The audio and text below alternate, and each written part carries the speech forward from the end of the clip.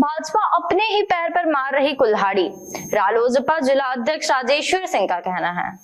Press वार्ता राष्ट्रीय लोक जनशक्ति पार्टी के जिला अध्यक्ष राजेश्वर सिंह ने कहा कि भाजपा अपने ही पैर पर कुल्हाड़ी मार रही है। राष्ट्रीय लोक जनशक्ति पार्टी भोजपुर के जिला अध्यक्ष राजेश्वर सिंह ने हरि जी हाता प्रधान कार्यालय में प्रेस वार्ता करते हुए उन्होंने कहा है कि विधानसभा चुनाव में अगले मुख्यमंत्री तेजस्वी यादव होंगे। उन्होंने कहा कि जिस तरह से वक्फ संशोधन बिल पास हुआ है उससे भाजपा घाटे में जा रही है। उन्होंने कहा कि विधानसभा चुनाव में इसका पता चल जाएगा। मुस्लिम वोट जो भी है उसका सुझाव हम लोगों की तरफ से हो रहा है। भाजपा अपने ही पैर पर अपनी कुल्हाड़ी मार रही है। आरा से संजय श्रीवास्तव की खास खबर।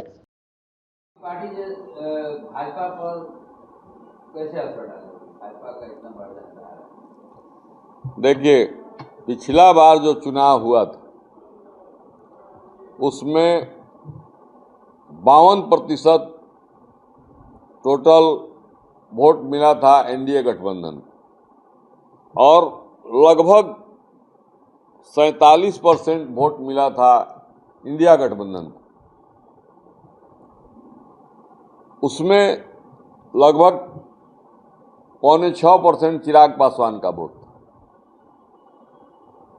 14% नीतीश कुमार जी का वोट था। निश्चित तौर पर इस वोट में मुसलमान का वोट लगा हुआ था। वक्फ बिल आने के बाद पूरी तरह से मुसलमानों ने नीतीश कुमार को और चिराग पासवान को खारिज कर दिया।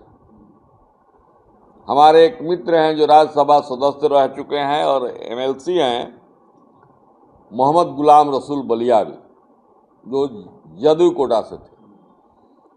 वे 4 वरिष्ठ मुस्लिम नेताओं के साथ जदयू से इस्तीफा कर गए। चिराग पासवान को लोग कहा ये न तो मुसलमान के पासवान है न ही पासवान के पासवान है, ये न तो मुसलमान के हनुमान है और न ही पासवान के हनुमान है, ये मोदी के हनुमान है। इसलिए चिराग पासवान के यहाँ से भी मुस्लिम वोट खिसक गया। पार्टी में 2 भाग होने के बाद आज भी हम मानते हैं कि चिराग पासवान के साथ 30 से 35% जुआ पासवान का वोट है। बाकी वोट आज के तारीख में पशुपति कुमार पारस के साथ चला गया।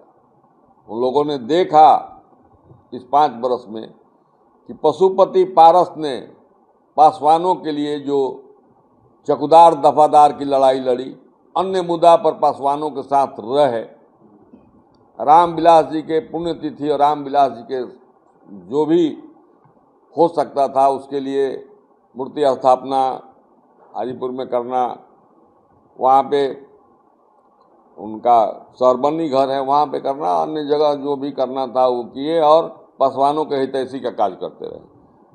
चिराग पासवान सत्ता के मद में पासवानों को भूल गए। अब आप जोड़ लीजिए कि इंडिया गठबंधन के पास अगर 47% वोट था तो उस वोट में नीतीश जी के यहाँ जो 14% वोट था उसमें 4% तो निश्चित तौर पर मुसलमानों का वोट था। वो कहाँ गया? आरजेडी के साथ चला गया, इंडिया अलायंस के साथ चला गया। चिराग पासवान का लगभग 6% जो टोटल वोट था उसमें 2% मान लीजिए मुसलमान का वोट था।